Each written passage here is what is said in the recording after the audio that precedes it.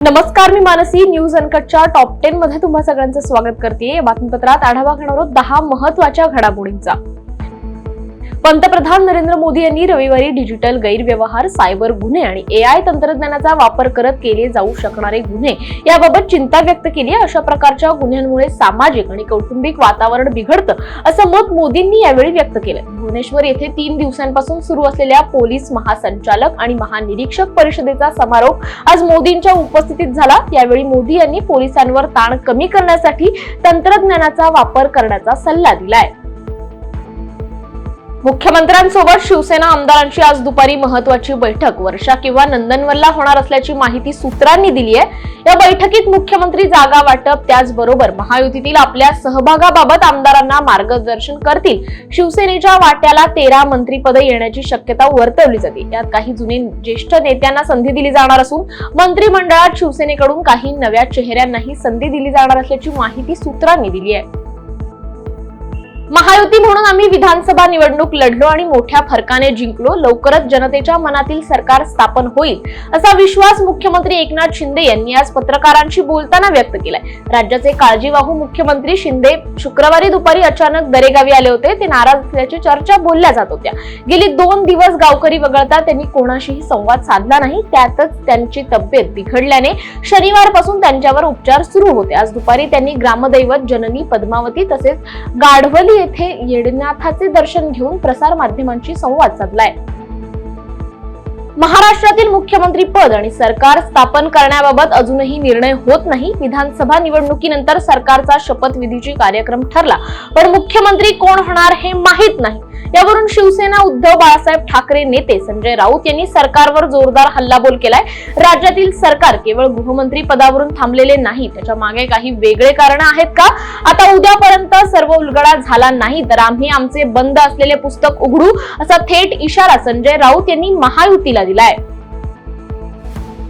परळीत निवडणूक कशी होते हे माझ्यापेक्षा तुम्हा सर्वांना जास्त चांगलं माहिती, असा टोला माध्यमांसमोर बोलताना आज बीड लोकसभेचे खासदार बजरंग सोनावणे यांनी धनंजय मुंडे यांना लागलाय. पुढे बोलताना ते म्हणाले, एक दिवस यांच्यावर अशी वेळ येईल त्यांना पळता भुई थोडी होईल. परळी मतदारसंघात बूथ कॅप्चरिंग करणे ही परळीची परंपरा आहे. हे अनेक वर्षांपासून असंच चाललंय.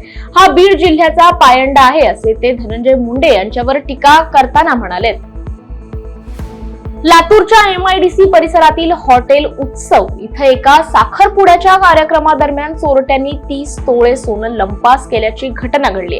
साखरपुड्याच्या कार्यक्रमादरम्यान मुलीच्या अंगावर घालण्यात आलेले सोने एका बॅग मध्ये ठेवले होते. ती बॅग चोरट्यांनी कार्यक्रमातून चोरल्याची सर्व घटना CCTV कॅमेरामध्ये कैद झाली असून पोलीस आरोपीचा शोध घेत आहेत.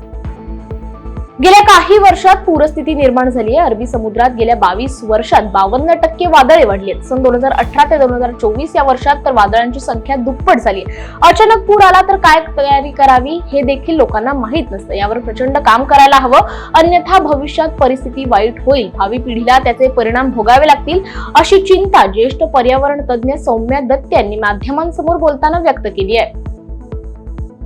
राज्यात भाजपचे नवे सरकार आल्यानंतर लोकांना आता वेगवेगळ्या तऱ्हेने महागाईला सामोरे जावे लागणार आहे. गाव तिथे एसटी हे ब्रीदवाक्य घेऊन काम करणाऱ्या राज्य परिवहन महामंडळाने लाल परीच्या भाडेवाढीचा प्रस्ताव तयार केलाय. एसटी महामंडळ आर्थिक अडचणीत आहे, त्यामुळे एसटी महामंडळाच्या प्रशासनाकडून 14.3% भाडेवाढीचा प्रस्ताव ठेवण्यात आलाय. म्हणजे 100 रुपयांच्या तिकिटांमागे 15 रुपये जास्त द्यावे लागणार आहेत.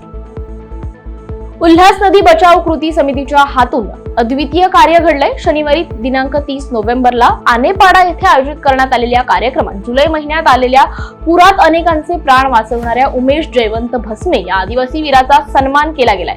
उमेश जयवंत भस्मे या आदिवासी वीराने पुराच्या भयंकर स्थितीत आपल्या जीवाची पर्वा न करता केलेल्या धाडसपूर्ण कार्याबद्दल उपस्थित नागरिकांनी त्याचे मनपूर्वक अभिनंदन केले. शिवाय समितीने त्याच्या कार्याची दखल घेत थेट राष्ट्रपतींकडे वीरता पुरस्कारासाठी शिफारस केली आहे.